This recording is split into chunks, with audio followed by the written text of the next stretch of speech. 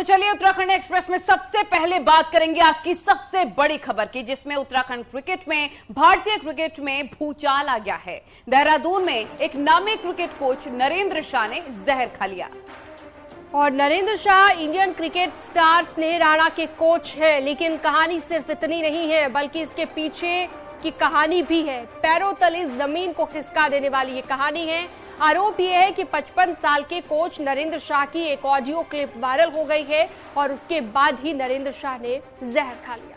और अभी उनकी हालत काफी ज्यादा नाजुक बनी है और नरेंद्र शाह अपने अकादमी में कोचिंग ले रही एक महिला क्रिकेटर के साथ फोन पर बात करते हैं और बेहद ही गंदी और अश्लील बातें इस दौरान नरेंद्र शाह की तरफ से की जाती हैं। क्रिकेट में अपना करियर बनाने के लिए कोचिंग ले रही छात्रा नरेंद्र शाह की बातों से हैरान है और नरेंद्र शाह बार बार जोर देकर कहता है कि आगे बढ़ना है तो मेरे से प्यार करना होगा। यहां तक कि नरेंद्र शाह तुरंत के लिए फोन सेक्स करने के लिए भी छात्रा पर दबाव बनाता है। तमाम ऐसे गंभीर आरोप हैं जो कि अब उन पे लग रहा है।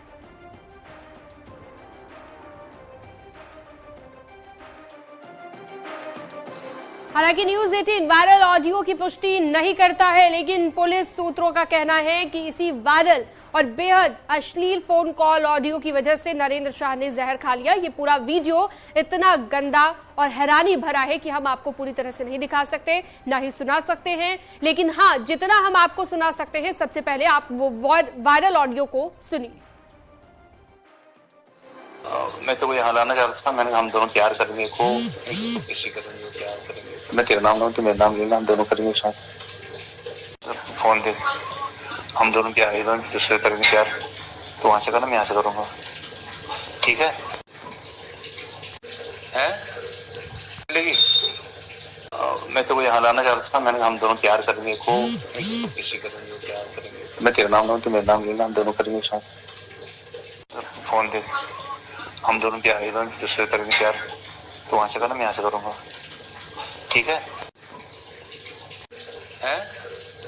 लेगी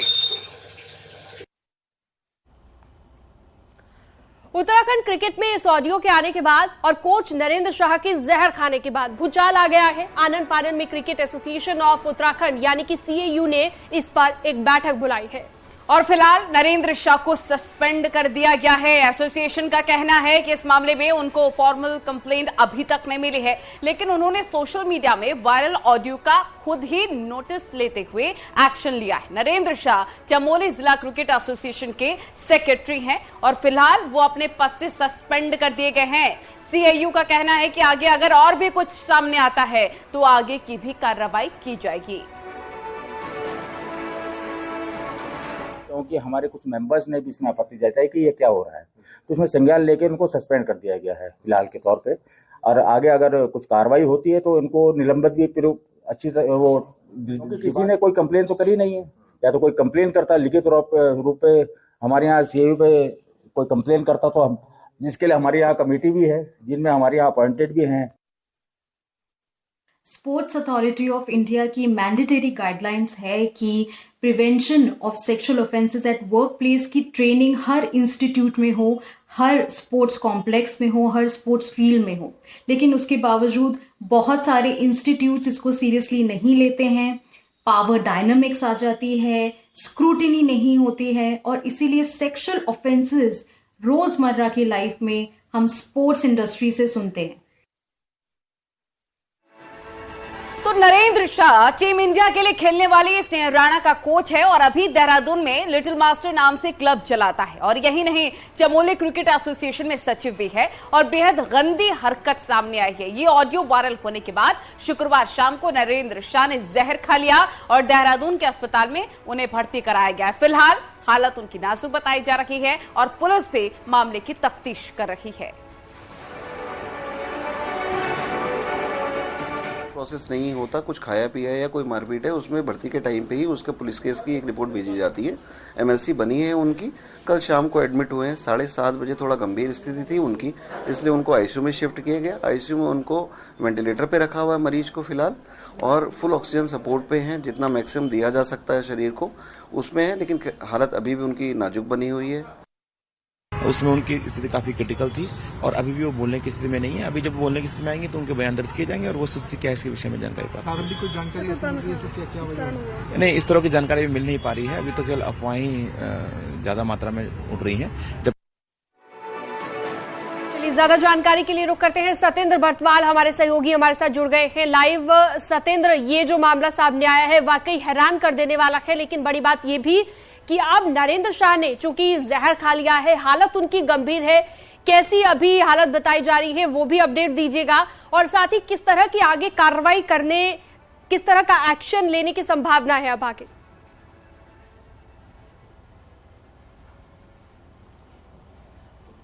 बिल्कुल, क्योंकि उत्तराखंड जो क्रिकेट एसोसिएशन है उसमें एक भूचाल आ गया है। इस तरीके का जो ऑडियो आज वायरल हो रहा है, उस ऑडियो वायरल के बाद भले ही नरेंद्र शाह ने सुसाइड करने की कोशिश की, उन्होंने जहर खा लिया था, उनको उनके परिजनों ने उन्हें अस्पताल में भेजा, अस्पताल में उनका ट्रीटमेंट चल रहा है। अभी डॉक्टर का ये कहना है कि उनकी हालत अभी थोड़ा सुधार आ रहा है, वो थोड़ा गंभीर अवस्था थी जो उसमें सुधार आ रहा है। लेकिन अब सवाल सबसे बड़ा ये खड़ा हो गया कि उत्तराखंड क्रिकेट एसोसिएशन में इस तरीके की जो घटना होती है, इस तरीके का ऑडियो, मतलब एक कोच अपनी स्टूडेंट के साथ इस तरीके की बात करता है, वो कहीं ना कहीं मामला गंभीर देखने को मिल रहा है। क्रिकेट एसोसिएशन ने इनको भले ही सस्पेंड कर दिया क्योंकि ये चमोली जिले के क्रिकेट एसोसिएशन के सचिव थे, तो वहां से इनको सस्पेंड कर दिया गया। मामला गंभीर अभी देखने को मिल रहा है। पुलिस भी अब ये सत्येंद्र आपसे ये भी जानना चाहेंगे, क्योंकि यहाँ पर तो ये ऑडियो वायरल हो गया इसलिए ये उजागर हो रहा है। सवाल ये भी है कि क्या ऐसा पहले से हो रहा था? क्या महिला क्रिकेटर्स ने इसको लेकर पहले भी शिकायतें की थी, और अगर की थी तो क्या एक्शन हुआ था?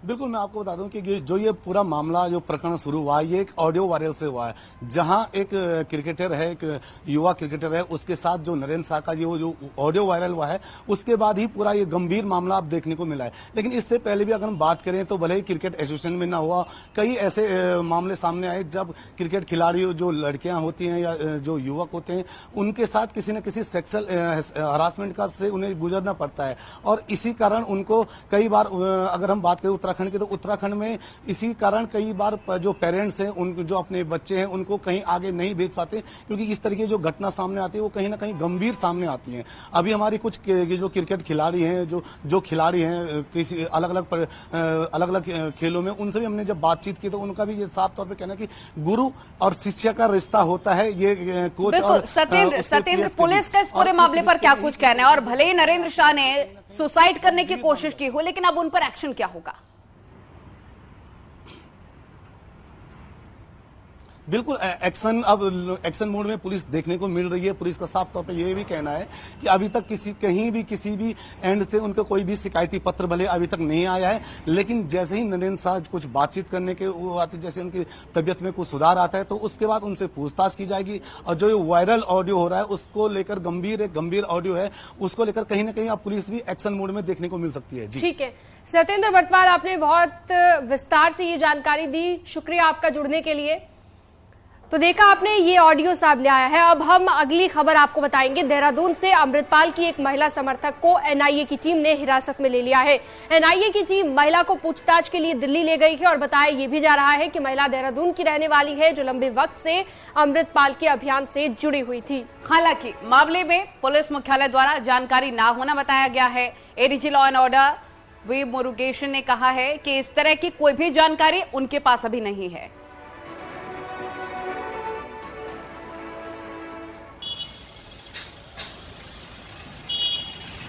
अभी हमारे पास ऐसे कोई बातचीत नहीं हुई है। जो जनरल इनपुट आया उस बेस पे हमारा वेरिफिकेशन और अलग है। अभी अदरवाइज कोई जनरल एजेंसी हमसे संपर्क नहीं किया अदर देन जनरल। और चलिए खबरों में आगे बढ़ते हैं। देहरादून बीजेपी हेडक्वार्टर में आज कई कांग्रेसी कार्यकर्ताओं ने जबरदस्त बीजेपी को लेकर जहां पर एक तरफ समर्थन दिखाया है, वहीं बीजेपी का दामन भी थाम लिया है। बड़कोट, रुड़की, हरिद्वार विधानसभा क्षेत्र के कांग्रेस पार्टी के तमाम कार्यकर्ता बीजेपी में शामिल हुए। बीजेपी अध्यक्ष महेंद्र भट्ट ने सभी को पार्टी की सदस्यता दिलाई है। वहीं बीजेपी में शामिल होने वाले नेताओं का ये कहना है कि कांग्रेस पार्टी में कार्यकर्ताओं का कभी सम्मान नहीं किया जाता। वहीं बीजेपी प्रदेश अध्यक्ष महेंद्र भट्ट ने भी कांग्रेस को निशाने पर लिया। पटका पहनने के बाद अपने स्थान पर चले जाएंगे। कुछ लोग जैसे अक्षय प्रताप जी हैं। आज जनमानस विकास अपनी आंखों से देख रहा है और जब आंखों से विकास दिखाई देता है तो जिस क्षेत्र में विकास होता है उस क्षेत्र की जनता का भी दबाव अपने नेताओं के ऊपर होता है। और आज जन दबाव के कारण कांग्रेस के अनेकों लोग भारतीय जनता पार्टी से जुड़ रहे हैं, चाहे गंगोली हाट का विषय हो। आज बड़ी संख्या में कांग्रेस के प्रदेश स्तर के नेता भी आज बीजेपी में आए हैं। हमारे एक चमोली के जिला पंचायत के उपाध्यक्ष रहे हैं कांग्रेस के, वो आज भी भारतीय जनता पार्टी में बड़ी संख्या में। वहीं कांग्रेस नेता राहुल गांधी की संसद से सदस्यता क्या गई, उत्तराखंड में कांग्रेस नेताओं की टेंशन बढ़ गई है। पहले ही हाल ठीक नहीं था, अब हाथ से हाथ जोड़ो अभियान भी मुश्किल दिख रहा है और बीजेपी मौके पर चौका मार रही है। रिपोर्ट देखें। उत्तराखंड में Samajwadi party, Uttarakhand Kranti Dal, communist party का झंडा उठाने वाले ना के बराबर बचे हैं। बाकी विपक्ष का नाम और काम कांग्रेस को देखना है। शुक्रवार को कांग्रेस नेता राहुल गांधी की संसद सदस्यता चली गई तो कांग्रेस नेताओं की टेंशन बढ़ गई। फरवरी में राहुल गांधी को जोशीमठ आना था पर वो आए नहीं। मार्च में कांग्रेस नेता प्रियंका गांधी को देहरादून में महिलाओं का मार्च निकालना था पर अब प्रोग्राम होना मुश्किल लगता है। उत्तराखंड में कांग्रेस पहले ही कमजोर है, ऐसे में राहुल प्रियंका का प्रोग्राम बिगड़ने से हाथ जोड़ो अभियान कैसे अंजाम तक पहुंचेगा और आगे क्या होगा। हम जनता के पास जाएंगे क्योंकि वही इस लोकतंत्र की संरक्षक है, प्रमुख संरक्षक है। हम उसके पास भी जाएंगे क्योंकि राहुल गांधी जी के ऊपर जो प्रहार हुआ है ये एकागी इशू नहीं है, बहुत सारे ऐसे सब सवाल है, उन सबको लेकर के हम जो है जनता के बीच में जाएंगे। एक तरफ कांग्रेस के लिए प्रोग्राम करना और कार्यकर्ता जोड़ना मुश्किल हो रहा है तो बीजेपी एक एक करके कांग्रेस कार्यकर्ताओं को तोड़ रही है। कुल मिलाकर उत्तराखंड में कांग्रेस के लिए अच्छे संकेत नहीं है। बीजेपी का कहना है कि ये कांग्रेस पार्टी की खराब प्लानिंग और उसके नेताओं के मिसमैनेजमेंट का नतीजा है कि यहाँ के कांग्रेस का जो ढांचा है उसको राहुल गांधी भी समझते हैं और प्रियंका जी तो पहले समझती थी। प्रियंका जी तो कोई कार्यक्रम इस रूप में कभी बन ही नहीं पाया है। तो मैं कह सकता हूँ कि भविष्य के अंदर कांग्रेस ऐसे इशू को लेकर ना आए जिसका की राजनीतिकरण। 2014 से संसद में उत्तराखंड का कोई सांसद कांग्रेस के पास नहीं है और 2017 से राज्य की सत्ता से सफाया हो चुका है। तो ऐसे हाल में राहुल गांधी की सदस्यता जाने के बाद कांग्रेस का पूरा प्रोग्राम गड़बड़ाता दिख रहा है और बीजेपी मौके के भुनाने में कोई कसर नहीं छोड़ रही। देहरादून से न्यूज 18 के लिए दीपांकर भट्ट की रिपोर्ट। और वहीं राहुल गांधी की संसद सदस्यता जाने के विरोध में देहरादून में विपक्षी नेताओं ने बैठक की और बैठक में कांग्रेस नेता और पूर्व मुख्यमंत्री हरीश रावत के अलावा यूकेडी के अध्यक्ष काशी सिंह एरी भी मौजूद रहे। वहीं समाजवादी पार्टी और कम्युनिस्ट पार्टी के नेता भी शामिल हुए। बैठक में तय किया गया कि 14 अप्रैल को संविधान बचाओ रैली निकाली जाएगी। अंबेडकर जयंती पर रैली निकालने का फैसला किया गया है। हम सबका काम है संविधान बचाना, लोकतंत्र बचाना और जो तानाशाही की ओर ये देश जा रहा है उसको रोकना, ये हम सब लोगों का काम है, इसलिए हम इसमें इनके साथ हैं। वहीं विपक्ष के नेताओं की बैठक में सीएम पुष्कर सिंह धामी का कहना है कि भारत का कानून सबके लिए समान है, इसमें विरोध जैसी कोई बात नहीं है। देखिए, तो कोर्ट का प्रकरण है, माननीय न्यायालय में मामला है और भारत की विधि व्यवस्था पर, कानून व्यवस्था पर जो लोग भी विश्वास रखते हैं तो भारत का कानून सबके लिए समान है। अगर कोई गलत करता है तो निश्चित रूप से कानून कार्रवाई करता है, इसमें विरोध जैसी कोई बात नहीं है क्योंकि ये तो कोर्ट से, माननीय न्यायालय से आया हुआ निर्णय है। वहीं हाईकोर्ट को नैनीताल से हल्द्वानी शिफ्ट करने के लिए केंद्र से लेकर राज्य सरकार तक सहमत हो चुके हैं। ऐसे में क्या है सरकार की तैयारी और कहां बनेगा नया हाईकोर्ट, रिपोर्ट के जरिए दिखाते हैं।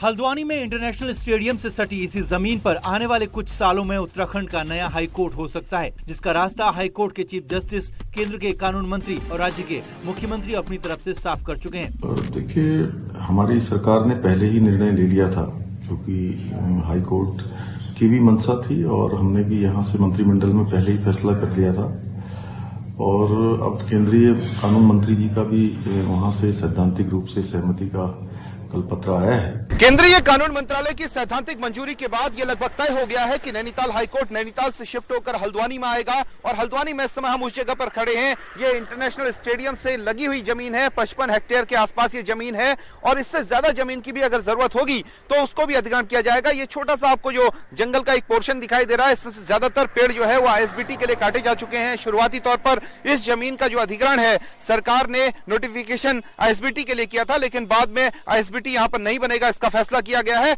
इसलिए इस जमीन पर अब हाईकोर्ट बनाने का फैसला लिया गया है।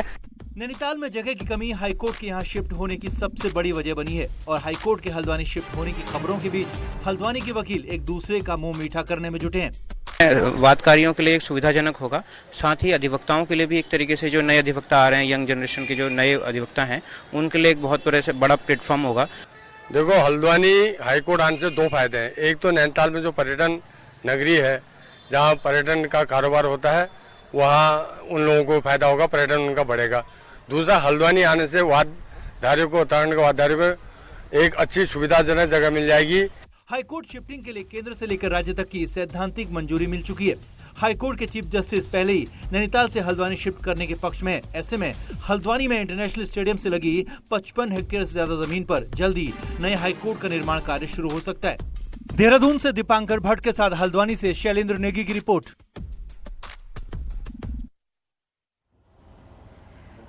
वहीं चारधाम यात्रा में इस बार बसों की कमी नहीं होगी। परिवहन विभाग और यात्रा संचालन में जुटी 13 कंपनियों ने आज मीटिंग की है, जिसमें ये फैसला किया गया है कि बसों का बेड़ा 1300 बसों से बढ़ाकर अब 1500 बसों का कर दिया गया। तो इसके साथ ही बसों के फिर भी कमी होने पर कुमाऊं से भी बसों को मंगवाया जाएगा। पिछली बार बसों की कमी से खासी दिक्कतों का सामना करना पड़ा था, लेकिन इस बार कोई कमी नहीं आएगी।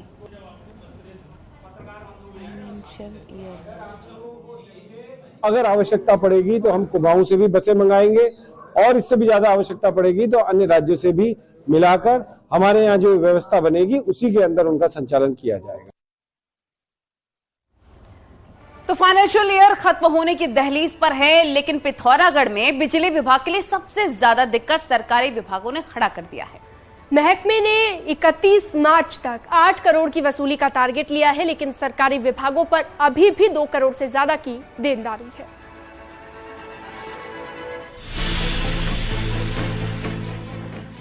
हर विभाग चाहता है कि फाइनेंशियल ईयर खत्म होने तक उसके बही खाते पटरी पर आ जाएं। इसके लिए बकायदा सभी सरकारी महकमे मार्च में दिन रात एक करते हैं, लेकिन पिथौरागढ़ बिजली विभाग के बही खातों को सरकारी विभाग ही पटरी से उतारने पर तुले हुए। हालात ये है कि अभी भी कई सरकारी विभागों पर बिजली विभाग का 2 करोड़ 17 लाख बकाया है। ड्यूज है तो मेन चैलेंजेस हमारे जो हैं गवर्नमेंट बॉडीज हैं, इनमें कुल मिला के लगभग 2 करोड़ 17 लाख का ड्यूज है। और अभी जैसे पुलिस विभाग है और हमारे कलेक्ट्रेट से रिलेटेड या तहसील से रिलेटेड, इनसे हमारी एडीएम साहब से रिक्वेस्ट की थी। और बिजली विभाग का सबसे ज्यादा बिल बकाया नगर पालिका पर है।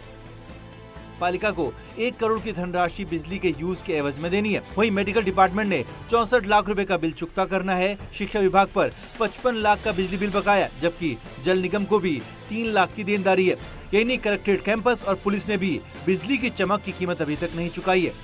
कि समय से इसमें पैसे की डिमांड कर लें और जो भी धनराशि प्राप्त होती है उसको विभाग को ट्रांसफर कर दें या विभाग को बिल के रूप में उसका भुगतान कर दिया जाए। बिजली महकमा बिल नहीं चुकता करने वाले विभागों की बिजली भी काट रहा है, लेकिन उत्तराखंड बोर्ड के पेपर होने के कारण वो शिक्षा विभाग के आगे लाचार है। ऐसे में विभाग ने भले ही 8 करोड़ वसूलने का टारगेट लिया हो, लेकिन इस लक्ष्य तक पहुंच पाना इतना आसान नहीं नजर आ रहा। न्यूज़ 18 के लिए पिथौरागढ़ से विजय वर्धन उप्रेती की रिपोर्ट। चमोली जिले में बर्फबारी हुई है। बद्रीनाथ की बात करें, लगभग 2 से 3 इंच तक यहां पर भी बर्फ जम चुकी है। पहाड़ों में लगातार बारिश और बर्फबारी से एक बार फिर से कड़ाके की ठंड पड़ना शुरू हो गई है। और वहीं खराब मौसम की वजह से बद्रीनाथ धाम में मास्टर प्लान के कार्यों के साथ साथ यात्रा व्यवस्था पर भी असर पड़ रहा है। बद्रीनाथ धाम, हेमकुंड साहिब और फूलों के घाटी में एक बार फिर से बर्फबारी हो रही है।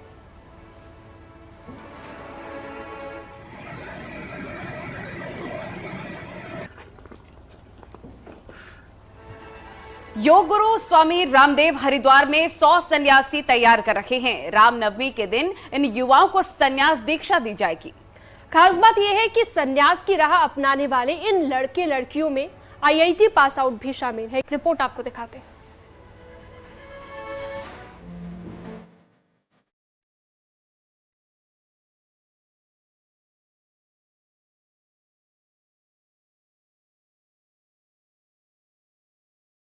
हरिद्वार के पतंजलि योगपीठ में नवरात्रों के 9 दिन तक इन युवाओं को ब्रह्मचर्य की शिक्षा दी जाएगी। इस दौरान ये सभी कुटिया बनाकर रहेंगे और साधना करेंगे। स्वामी रामदेव के संन्यास दिवस रामनवमी के दिन 500 युवाओं को ब्रह्मचारी बनाया जाएगा और 100 युवाओं को संन्यास की दीक्षा दी जाएगी। स्वामी रामदेव का कहना है कि संन्यास में दीक्षित होकर ये युवा न सिर्फ ऋषि और सनातन परंपरा को आगे बढ़ाएंगे बल्कि पतंजलि योगपीठ के उत्तराधिकारी भी बनेंगे। पतंजलि में शताधिक सन्यासी तैयार हो रहे हैं जो योग धर्म, वेद धर्म, ऋषि धर्म, सनातन धर्म का गौरव देश ने पूरे विश्व में प्रतिष्ठापित करेंगे और जन जन में राम का चरित्र हो। स्वामी रामदेव और पतंजलि योगपीठ के कामों से प्रभावित हुए युवा खुशी से संन्यास लेकर राष्ट्र और समाज की सेवा की बात कह रहे हैं। 60 युवक और 40 युवतियों में संन्यास लेने वाले कई युवा IIT तो कई दूसरे अच्छे करियर को छोड़कर संन्यास को ही अपनी मंजिल मान रहे हैं। मैं स्वामी जी को सुन के ऐसा लगने लगा कि मुझे आज बदलते वक्त में डॉक्टर, टीचर्स से ज़्यादा एक युवा सन्यासियों की ज़्यादा ज़रूरत है जो खुद जगे हों और जो देश को जगा सके, देश को एक दिशा, नया दिशा दे सके, देश को एक राम राज्य बना सके। एक जो वैदिक संस्कृति है इनको दुनिया में हम जो इनके ध्वजा लहरा सके। सेवा सन्यासी कर सकता है, अखंड प्रचंड पुरुषार्थ जिसकी बात परम पूज्य स्वामी जी महाराज जी करते हैं, वो जो एक सन्यासी कर सकता है वो गृहस्थ उसमें थोड़ी कहीं न कहीं न्यूनता रह जाती है। साल 2018 में भी स्वामी रामदेव पतंजलि योगपीठ से जुड़े सैकड़ों युवाओं को संन्यास दीक्षा दे चुके हैं।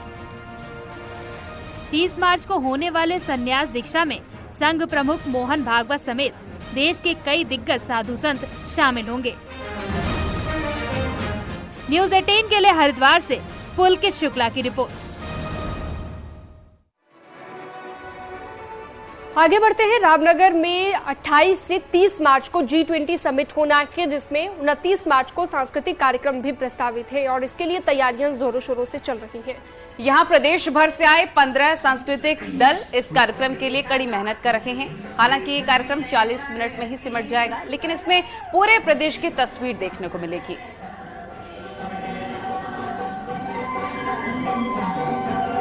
मिला जुला परफॉर्मेंस है जिसमें पूरे उत्तराखंड के सभी जिलों की आपको झलक दिखेगी और इसमें 15 ग्रुप जो हैं उत्तराखंड संस्कृति विभाग से जो पंजीकृत दल हैं वो यहाँ पे पहुँचे हुए हैं और 20 तारीख से इसकी जो है प्रशिक्षण चल रहा है। रामनगर में एक G20 की समिट होनी है जिसको लेकर के कई तैयारियां चल रही हैं। उसमें से एक अंग उसका सांस्कृतिक प्रोग्राम का है। सांस्कृतिक जो झलकियां हैं वो यहाँ पर उसकी रिहर्सल की जा रही है। आप देख सकते हैं मेरे पीछे से रिहर्सल चल रही है और इस रिहर्सल में 40 मिनट का बताया जा रहा है एक प्रोग्राम होगा। 40 मिनट के इस प्रोग्राम में पूरे उत्तराखंड की झलक आपको देखने को मिलेगी, जिसमें जौनसार से लेकर के मुनसार तक की झलक यहाँ विदेशी मेहमानों के बीच प्रस्तुत की जाएगी, जिससे कि हमारी जो संस्कृति है इसको आगे बढ़ाया जा सके। गोविंद पाटनी, न्यूज़ 18 रामनगर। खबरें और भी हैं, लेकिन यहाँ पर वक्त एक छोटे से ब्रेक का। जल्द लौटेंगे कुछ और खबरों के साथ।